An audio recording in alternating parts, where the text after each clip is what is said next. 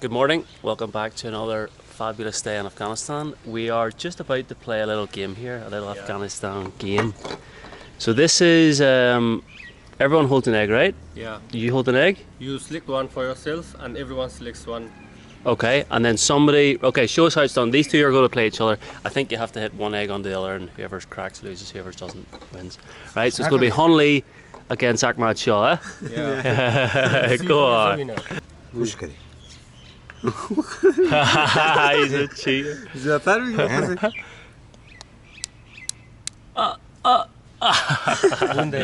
Hunley's gone. This is my turn. Yes. Ah, right, okay, so we're going to play the same person. Yeah. So it's winner stays on. Oh, this is a sharp one. Oh!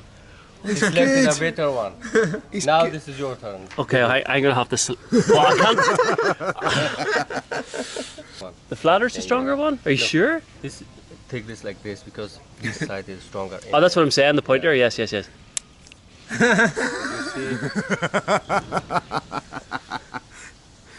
The health has taken a wee bit of a hit just whenever I thought I was getting through the worst of it. I am feeling horrendous. The good old toilet in the hotel got a fair bit of use. But anyway, welcome to Kandahar. We're going to try and do what we can as best as we can, but honestly I am in bits today, absolutely bits. Today we have arrived at, this is the tomb of the first King of Afghanistan, born in 1749. We're going to have a walk around, check the city as much as we can. Don't know how long it's going to last. And yeah, the city's pretty good. It seems to be vibrant. We're standing in the new part, the new city, which was built by, I think, the brother of the first Prime Minister or President. We've got our permits. Taliban seem to be very nice in there, asking me questions about my time in Afghanistan, if they need any, if they can help me. So yeah, can't complain so far in Kandahar. So the cloak of the Prophet Muhammad was on this. Yeah. And now I'm guessing it's the water that makes it smooth? Yeah. People dropping water on it? We'll draw water here and just drink from the other side like Drink that. from it? Yeah. Lovely. Maybe that's what I need to do. Maybe I need a drink from this. You want? No, definitely not. Only bring a bottle of water No. for him. No, I pass. This is where Prophet Muhammad's cloak lays. What an incredible piece of history. How old is the cloak? It is from Prophet Muhammad, but Ahmad Shah brought it here like 800 years ago. So okay, so it's over 800 years old. Yeah. It is in the like covered place. Yep. Only the religion leaders are allowed to go and just clean it and just see it and put it in its own place. But can the public see it? Can he see it? Ah, so it's actually hidden? Yeah, it's hidden. Ah, okay. Alright, let's go. Before I fucking shit myself. It's an incredible building, incredible detail and colours for a cloak. Yeah. Not the sort of place I want to be looking for a toilet. Alright guys, we just made another stop at, it's not getting any easier, at another one of Afghanistan's King's Tomb. And God, there's still so many checkpoints here in Kandahar, I'm not sure if I can take it anymore. But we didn't come here because to pay respects to the King. We came here for another reason.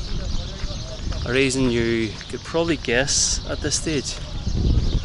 Let me show you.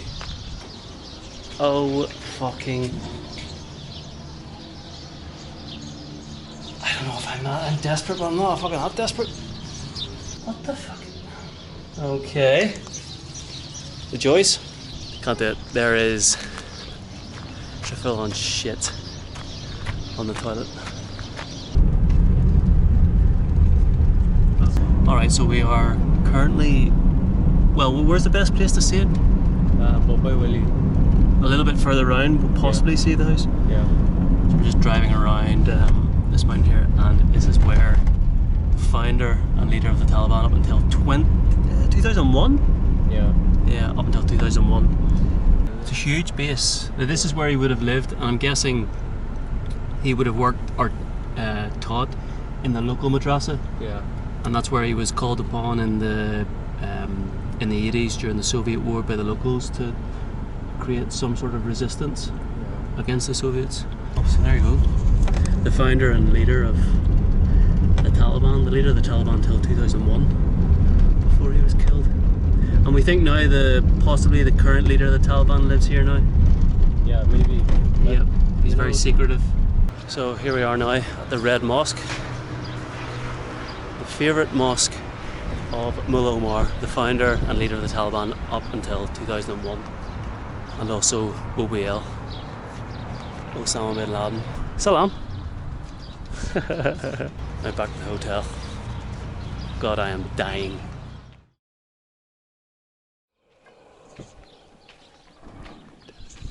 Alright guys, there are not many things that'll get me out of my deathbed,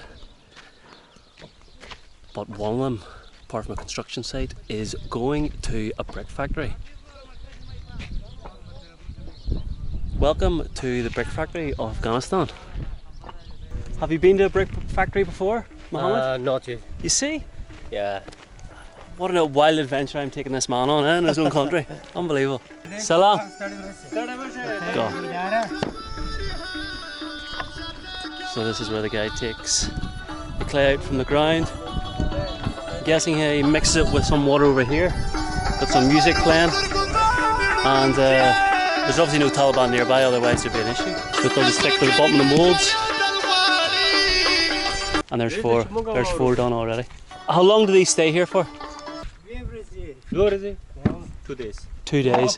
And then into the kiln today, or like after 2 days? After like 4 or 5 days, because it should be very dry. Yeah. After it dries, this part of the bricks dry, they just make it upside down.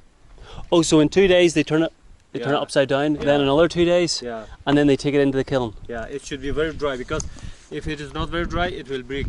Yeah. While moving.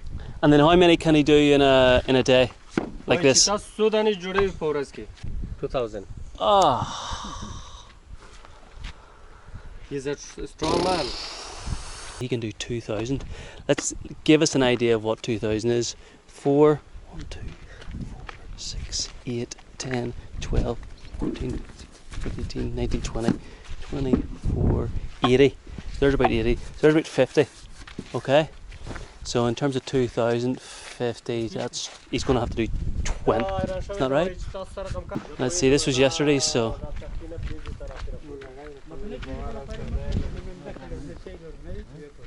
Yeah, it's pretty hard. I can't tell you how much I'm still struggling, but this heat is a killer. It makes everything so much worse.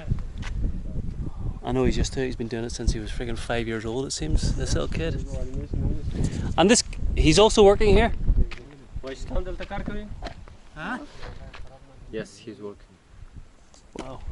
Is his son? His brother. Oh, his brother, okay.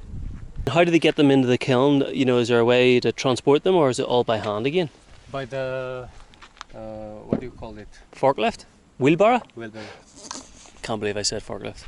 This is the quarry, as you can see. You can see where they've sort of started from this side. Salam. Salam. You can see obviously where they've started, and then they've taken made so many bricks that now the wall of the quarries as far back as this. I think at this rate they probably have several people, I think, maybe doing the same job, get paid, I think, is it 12,000? It's about $140 a month. To do that, $140 a month. Absolutely no thanks. Do you imagine doing the first 4 moulds, knowing you have the rest of this to do, and then when it gets taken away, stacked, probably by yourself, then you have to repeat it again. From 2 p.m.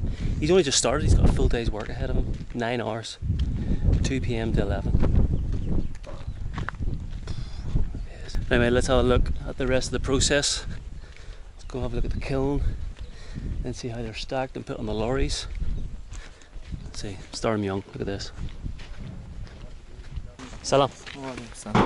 The heat, you even feel it, obviously. This is exactly the same process. Yeah. So here you have little holes where they'll feed the coal into. Yep. Yeah. These are the kilns we're standing below. And what they do after they've been filled with coal, they put the dirt and the dust on top of it to try and insulate it. An incredible amount of work. It's dirty especially. Look at this. How long do the bricks stay in here for? 3 days? 2 days? 24 hours. Oh, only a day, okay. So here right now we're standing on top of the kilns. Yep, I think they're just repairing the kilns here. On this side. These are the kilns open. So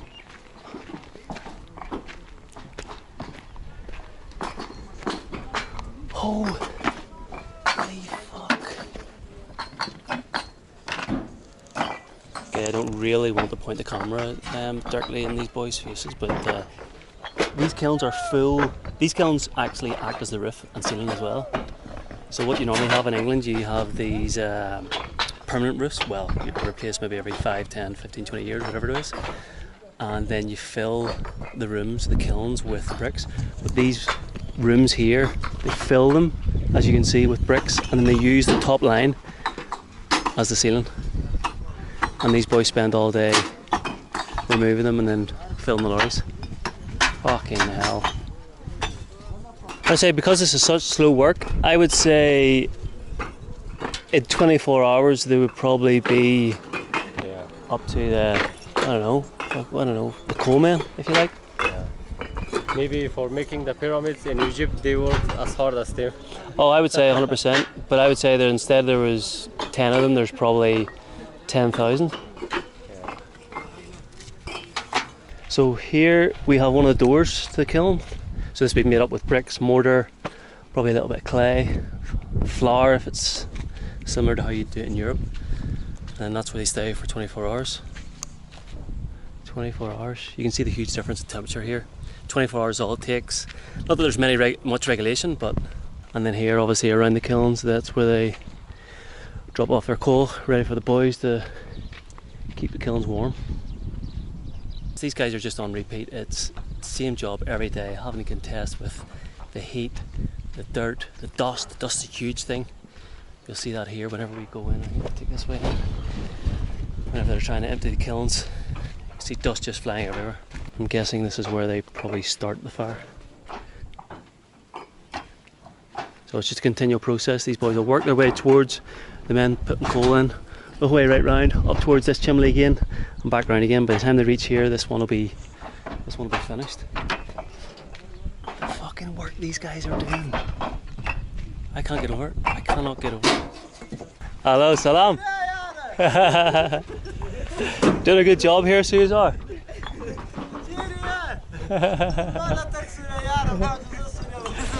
Probably asking me if they want to help. No, I'm not sure.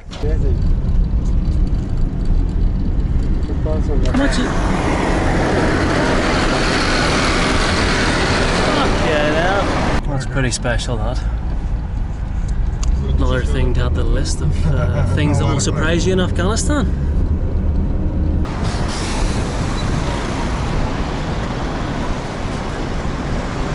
Alright guys, welcome to our last stop of the day here in Kandahar. It's been a long day, it's been brutal for me. I think I'm getting better. But yes, we have arrived at Chilzina, which is also called the 40 steps, although it has 44 steps. So we're just waiting on our final approval from the Taliban, of course, before we can make the walk. We were here earlier, but the Taliban just weren't having it. This is Kandahar, the hometown and where the Taliban was first formed. Look how beautiful that is. That's unbelievable. What a sunset. Here we go. I don't know how much you can see here, but oh, the steps are actually molded out of the rocks of the mountain. Right. I don't know. Oh, these are big steps. It's like Tiger Temple in Thailand. Right. The biggest shock is I didn't shit myself. Here we go. What an incredible view. City of Kandahar. Oh wow. It's only 44 steps. Oh.